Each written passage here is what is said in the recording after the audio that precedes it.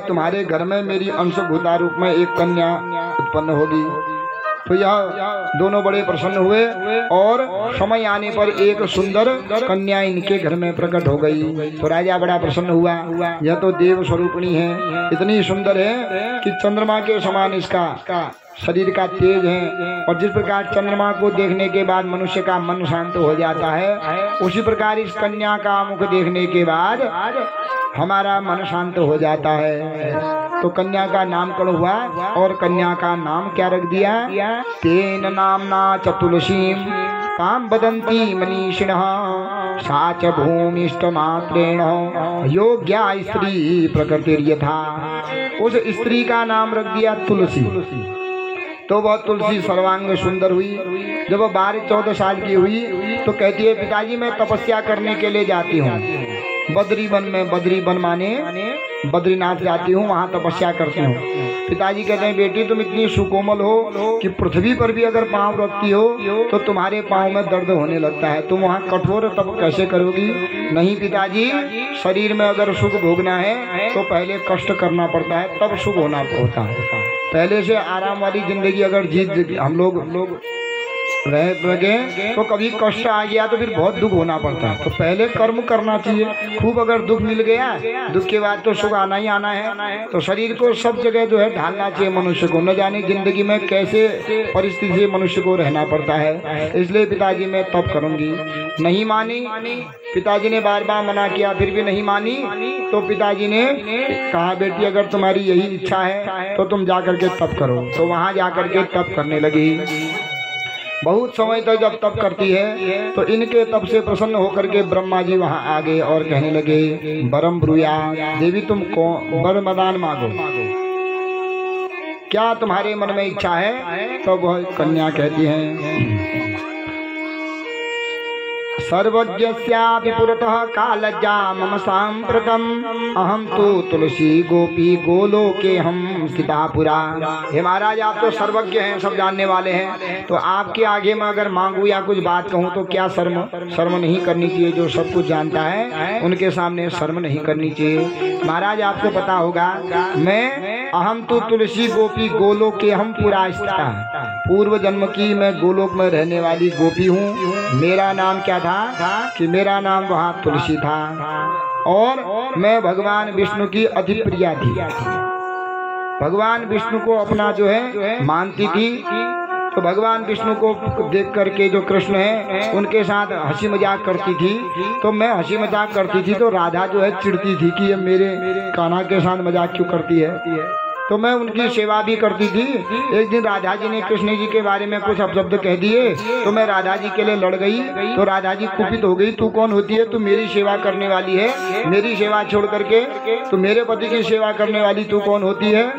तेरा जो है ज्यादा आकर्षण हो गया मेरे पति के साथ, मेरे घर में रह करके मेरा जो है घर बिगाड़ रही है। तो श्राप दे दिया, या ही त्वं मानसी योनिम इत्येवं च सशापः मामुवाच स गोविंदो मदंसम च चतुर्भुजम। श्राप दे दिया कि तू मानवी बन जा, क्योंकि मानवों का जैसा प्रेम यहाँ गोलोक में दिखा रही है, धर्म नहीं जानती है, मेरे पति से प्रेम कर रही है, तो तू जा करके मानवी बन जा। तो महाराज मैं उन्हीं के श्राप से मानवी बनी हुई हूँ, पर मैं भगवान विष्णु को अपना पति बनाना चाहती हूँ इस लोक में। तो महाराज यही वरदान दे दो कि यही वरदान मुझे दे दो कि मेरा कैसे भगवान विष्णु के साथ जो है वो मेरे पति बनेंगे। आप मुझे यही वरदान दे दो। यह सुनकर के ब्रह्मा जी कहने लगे, देवी अभी कुछ प्रतीक्षा करो, अब मैं तुमको बताता हूँ क्या कि सुदामा नाम गोपश्च श्री कृष्ण अंग समुद्भव, कि जब आप गोलोक में रहती थी, अपना नाम तुलसी था, तो उसी गोलोक में भगवान कृष्ण का भी एक सखा रहता था। उसका नाम क्या था? सुदामा नाम का एक भगवान का सखा मित्र रहता था। तो वह आप पर आसक्त था, आपसे विवाह करना चाहता था, पर वह वहाँ के डर के कारण नहीं कह पाया। तो वह भी एक दिन क्या हुआ कि राधा जी भगवान कृष्ण को कुछ अपशब्द कहने लगी तो वो लड़ गया भगवान कृष्ण के चक्कर से। तो राधा जी ने उसको भी श्राप दे दिया कि तू जाके मानव बन जा। तो वह भी इच्छा रखता है कि मैं गोलोक में तो तुलसी को प्राप्त नहीं कर पाया, कर मनुष्य योनि में जाकर के तुलसी के यहाँ विवाह करना चाहता हूँ। तो वही भी सुदामा वहां से पतन होकर के आज वो यही शंखचूड नाम से उसका उत्पत्ति हुई है। शंखचूड नाम से मानव बना पड़ा है। वह बड़ा जो है धनुर्युद्ध है, ऐसा विजयी है कि अपने कवच कुंडल के द्वारा देवता भी उससे हार गए हैं। इसलिए तुम अभी उसको पति बनाओ, और जब वह पति बन जाएगा तभी तुम भगवान कृष्ण तुम्हारे पति बनेंगे। तो कह करके ब्रह्मा जी तो चले गए और वह उसी वन में रहने लगी। तो वन में जब रहने लगी तो शंखचूड वहाँ बिहार खेलने के लिए आया। तो देखता है उस कन्या को, तो उस कन्या से पूछने लगा, हे देवी तुम कौन हो, ऐसे वन में क्यों घूम रही हो? का त्वं मानिनी कल्याणी सर्व कल्याण दायिनी मौनी भूते किंकरे माम संभाषाम कुरु सुंदरी। हे देवी तुम कौन हो, मौन होकर के इस वन में क्या घूम रही हो, किसकी पुत्री हो, कहाँ घूम रही हो? देवी आपको देख करके मैं बड़ा ही मोहित हो गया हूँ और मैं आपको अपनी पत्नी बनाना चाहता हूँ। देवी क्या तुम मुझसे विवाह करोगी? यह सुन करके तुलसी वाचा वह कन्या कहने लगी, धर्म ध्वज सुताहम च तपस्यायाम तपोवने तपस्विन्यम तिष्ठामि कस्त्वं गच्छं यथा सुखम। महाराज मैं धर्मध्वज की पुत्री हूँ, तपस्या करने के लिए यहाँ आई हूँ। आप कौन है? तो कहता है मैं शंखचूड हूँ। तो ये तुलसी समझ गई है वही शंखचूड है कि मेरा जब तभी सफल होने वाला है, पहले मैं इसको पति बनाऊंगी। ब्रह्मा जी कह के गए हैं पहले उसको पति बनाओ, तब उसके बाद कृष्ण तुम्हारे पति बनेंगे। तो पहले मुझे इसको पति बनाना है। महाराज अगर आप मुझे चाहते हैं तो आप जैसे राजा से कौन विवाह नहीं करना चाहेगा, मैं आपसे विवाह करना, मैं भी आपसे विवाह करना चाहती हूँ। तो गांधर्व विधि से दोनों का जो है विवाह हो गया वहाँ। तो जब विवाह हो गया बढ़िया के अपने राज्य में ले गया शंखचूड। शंखचूड की उत्पत्ति कहाँ से हुई है? समुद्र के द्वारा हुई है। समुद्र में से शंखचूड की उत्पत्ति हुई है। तो यह कहता है कि मैं अपने तुम्हारे लिए सुंदर राज्य बनाता हूँ। सुंदर राज्य बनाया, सुंदर करके रहने लगा, विहार करने लगा। जब बहुत समय हो गए, देवी अब मुझे तो सब वर प्राप्त हो गए हैं, अब मैं तुम्हारे लिए देवराज इंद्र का पद लेना चाहता हूँ। क्यों? क्योंकि देवराज इंद्र के पद में कहते हैं कि वहाँ ऐरावत हाथी है, उच्च श्रवा घोड़ा है, कल्प वृक्ष है, अनेक प्रकार की अप्सराएं नाचती हैं। तो वहाँ का पद महाराज कैसे पद लोगे? अरे तपस्या के द्वारा सब जो है प्राप्त हो जाता है भक्ति के द्वारा। तो मैं तपस्या करता हूँ। जाकर के ब्रह्मा जी का तपस्या करने लगे। ब्रह्मा जी प्रकट हुए, परम ब्रूयाद महाराज मैं देवताओं के द्वारा अवध्य हो जाऊं, ऐसा कवच मुझे दो जिसके द्वारा मैं देवता मुझे नहीं मार सकें। तो वरदान दे दिया और कवच दे दिया, ले जाओ। जब तक यह कवच पहने रहोगे तब तक कोई भी ब्रह्मा विष्णु और शिव भी तुम्हारे सामने आ जाएंगे तो उनके अस्त्र शस्त्र तुम्हारा कुछ नहीं कर सकेंगे। तो जब वरदान दे दिया, घर आया तो घर क्या देखते हैं, और ब्रह्मा जी ने कह दिया जब तक तुम्हारी स्त्री पतिव्रता रहेगी तब तक कोई भी तुम्हारा बाल बांका नहीं कर सकता है, कोई तुम्हें मार पीड़ा नहीं पहुंचा सकता है। घर आकर के तुलसी से कह दिया, देवी मैं अपनी रक्षा के लिए कवच कुंडल तो ला गया हूँ, पर एक बात यह भी है, जब तक तुम पतिव्रता में रहोगी तब तक मैं मरा हुआ भी जीवित हो जाऊंगा। यहाँ तक कि देवराज इंद्र अपना वज्र लेकर के भी आए तो वह वज्र भी मेरा कुछ नहीं कर सकता है। अरे स्वामी मैं ऐसी कुलक्षणी स्त्री थोड़ी हूँ महाराज, मेरा तो सब आप सर्वस्व धन आप ही हैं। तो महाराज मैं भी आपको शपथ देती हूँ, वचन देती हूँ कि मैं कभी भी जो है कुमार्गामी नहीं रहूंगी, अपने मन में कभी पर पुरुष का जो है स्मरण भी नहीं करूंगी। तो जब इनको कवच मिल गया अब प्रसन्न हुआ और स्त्री से कहता है कि अब मैं शक्तिमान हो गया हूँ, मैं जाता हूँ देवराज इंद्र की से युद्ध करने और उसका जो है इंद्रासन छीनता हूँ। तो तुलसी कहती है महाराज मैं जितना राज्य हमारे पास है मैं इतने में ही खुशी हूँ महाराज, दूसरे का राज्य लेकर के अशांति होती है। तो दूसरे का क्या होगा, काम होगा, क्रोध होगा, लोभ होगा उसमें। तो जब तक उसके काम वासना वो कहीं भी रहे इंद्र, पर अपने घर के लिए उसकी आसक्ति रहेगी तो तब तक हम वहाँ खुशी नहीं रह सकते। इसलिए महाराज यहीं खुश हूँ, नहीं मैं तुमको देवराज इंद्र के स्थान पर बैठाना चाहता हूँ। तो चले गया इंद्र से युद्ध करने के लिए। इंद्र आया युद्ध करने, इंद्र सोचता है साधारण होगा और हार करके चले गया। तो एक एक करके इंद्र, अग्नि, वरुण, यम आदि देवताओं से जीत गया। तो अब शंकर भगवान आए, तो शंकर भगवान भी हार गए शंखचूड़ के साथ युद्ध करते करते। भगवान विष्णु आए, वह भी हार गए। और कौन जा करके यह स्वर्ग के इंद्र के आसन पर बैठ गया, शंखचूड़। और बड़ा ही सुख भोगने लगा। देवता मीटिंग करने लगे, भैया क्या बात है, यह कैसे जो है मरेगा। तो भगवान कहते हैं इसको वरदान दिया है ब्रह्मा जी ने, जब तक इसका कवच का हरण नहीं होगा, इसकी स्त्री का शील भंग नहीं होगा उसका, तब तक इसका अवध्य है, हम कुछ भी नहीं कर सकते इसके लिए। यह सुन करके भगवान विष्णु कहते हैं तुम ऐसा करो, तो शंकर जी कहते हैं कि तुम बालक बन करके जाओ, ब्राह्मण बन के जाओ, और ब्राह्मण बन करके जा करके इनकी जो स्त्री है, इनका जो कवच है वो कवच मांग करके लाओ। ठीक है महाराज, मैं कवच मांग करके लाता हूँ। तो युद्ध में देवता लोग कहते हैं अरे हम सब एक हो गए, अब तू हमसे क्या जीत पाएगा, आजा युद्ध करने। युद्ध करने आए, युद्ध करने के लिए जाने लगा तो रास्ते में एक बूढ़े ब्राह्मण का रूप बना करके भगवान विष्णु आए हुए हैं। और भगवान विष्णु जब बूढ़े ब्राह्मण का रूप बना करके आए तो भगवान विष्णु कहने लगे देहि भिक्षां च राजेन्द्र मह्यं विप्रात् साम्प्रतं तम सर्व संपदां दाता यन्मे मनसि वांछितम्। हे विप्रेंद्र, तुम तो देवताओं से भी अवध्य हो गए हो, देवराज भी, इंद्र भी तुम्हारे सामने हार गया है। तो महाराज मैं आपसे कुछ मांगना चाहता हूँ। अरे महाराज मैं तो सर्वस्व हो गया हूँ, चक्रवर्ती राजा बन गया हूँ, देवलोक का राजा बन गया हूँ, आपकी जो भी इच्छा है आप मांगिए, पहले वचन दो कि मैं दूंगा। हाँ महाराज वचन है, मैं दूंगा। यह सुनकर के भगवान कहने लगे तच्छ्रुत्वा कवचम दिव्यम जग्राह हरिरेव च शंखचूडस्य रूपेण जगाम तुलसीं पतिं। अगर देना चाहते हो तो आप अपना कवच मुझे दे दो। तो उसने कवच खोल दिया। विचार करता है कि कवच तो मेरी रक्षा कवच था, पर जब तक मेरी स्त्री पतिव्रता रहेगी तब तक फिर भी मुझे डर नहीं है। कवच खोला, ब्राह्मण को दे दिया। तो भगवान विष्णु कवच लेकर के आ गए। अब यहाँ युद्ध करने लगे, देवता लोग और हार गए हैं।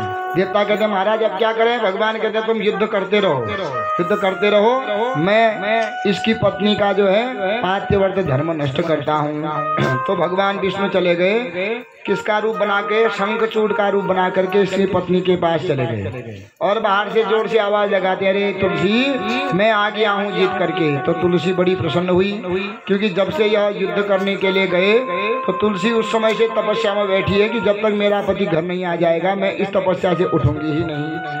तो तुलसी जब शंखचूड़ की आवाज सुनती है, भगवान बहुरूपिया बना करके शंखचूड़ का रूप दे करके चले गए।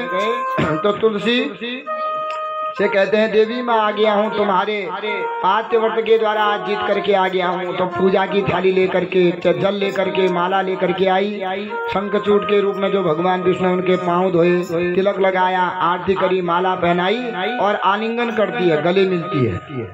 फिर रात्रि में जो है यहाँ ये गले मिली तो क्या हुआ, वहाँ भगवान शंकर ने स्त्री का धर्म नष्ट हो गया तो त्रिशूल मारा और त्रिशूल के द्वारा ये शंखचूड़ मर गया है, क्योंकि स्त्री पतन हो गई है।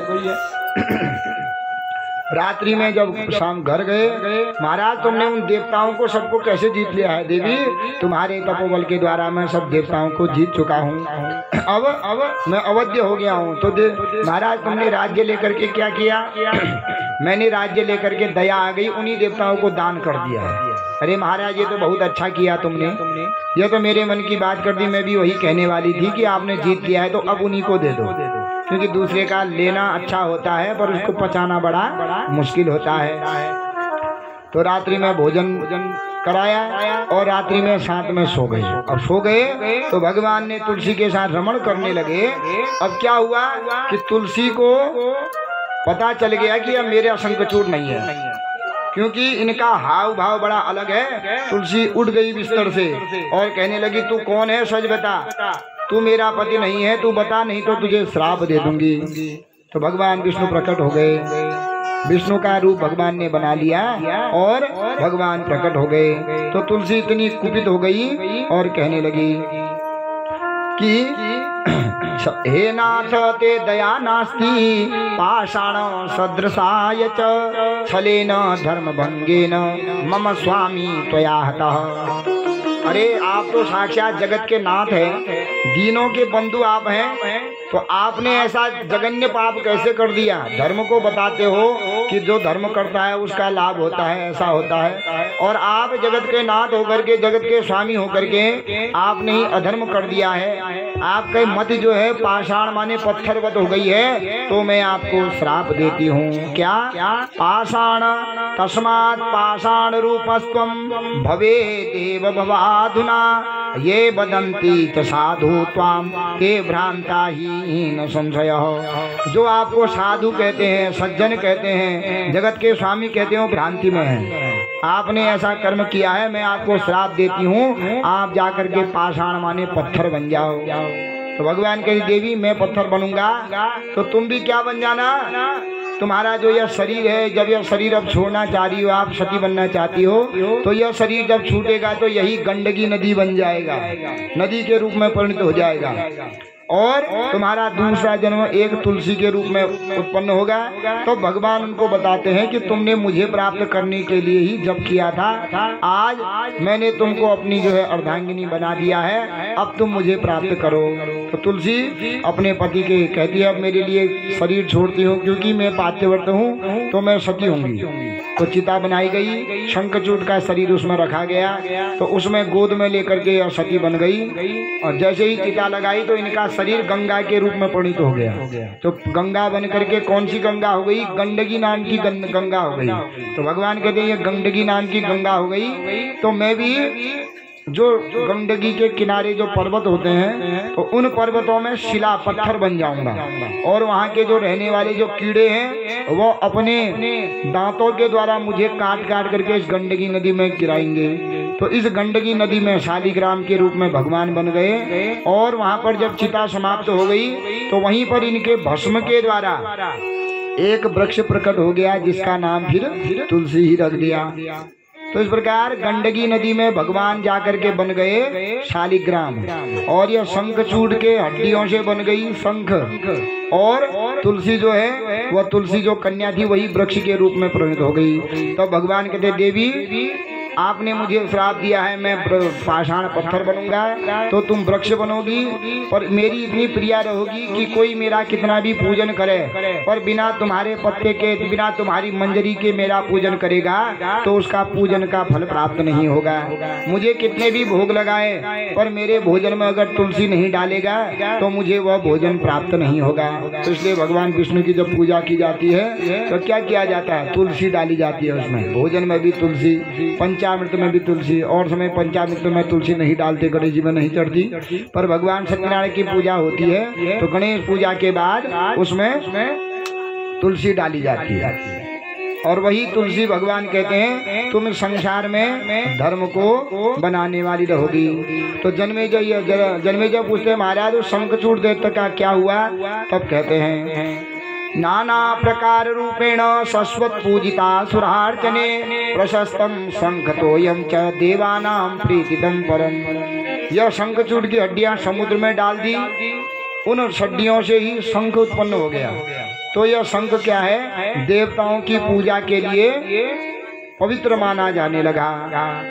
जो मनुष्य शंख के जल को, शंख में जल डाल करके जो नहाता है तो सभी तीर्थों में स्नान का जो फल होता है वही फल शंख के जल से स्नान करके प्राप्त हो जाता है। गंगा जल नहीं है घर में तो कहाँ से लाएं? शंख में पानी डालो तो वही पानी गंगा जल बन जाता है। शंख की ध्वनि सुन करके दैत्य लोग सब भाग जाते हैं। जिस घर में नित्य शंख वादन होता है उस घर में कभी भी अल्प मृत्यु नहीं रहती है, आदि व्याधि नहीं रहता है, रोग शोक नहीं रहती है, भूखमरी नहीं रहती है, और लक्ष्मी का उस घर में सदा वास रहता है। क्योंकि शंख की उत्पत्ति कहाँ से हुई है? समुद्र के द्वारा। लक्ष्मी की उत्पत्ति भी कहाँ से हुई है? समुद्र के द्वारा। तो दोनों ये क्या है? भाई बहन है। तो जहाँ शंख होती है उस घर में नित्य जो है लक्ष्मी का वास रहता है। जिस घर में शंख की ध्वनि नहीं रहती है वहाँ लक्ष्मी नहीं रहती है। तो इसलिए घर में शंख रखनी चाहिए। तो कहते हैं तत्रैव